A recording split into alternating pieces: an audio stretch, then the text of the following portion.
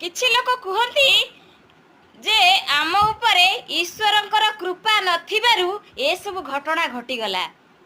एटा कहिबा बोकामी, ईश्वरंकर दोष देबा बोकामी। कारण आपण माने निजकू ईश्वर निकट में समर्पण करना। जदि आपण निजकू ईश्वर निकट में समर्पण करि थांते ताहले ईश्वर ही आपण को सब प्रॉब्लम रु रक्षा करि थांते। जेमिति गोटे झियो बाहाघर परे ता स्वामी निकट में ता निजकू समर्पण करि दिए, सेही दिन ठारू ता स्वामी तार सब किछि दायित्व बहन करे। जेमिति जदि गोटे नारी 3 मास पर तार कौड़सी फिजिकल प्रॉब्लम बाहरे ताले ता स्वामी तार सब किछि दायित्व बहन करने को बाध्य। सेमिति आमे जदि ईश्वर को निकट में समर्पण करदेबा निजकू ताले ईश्वर ही आम संसार दायित्व नेबाकू बाध्य।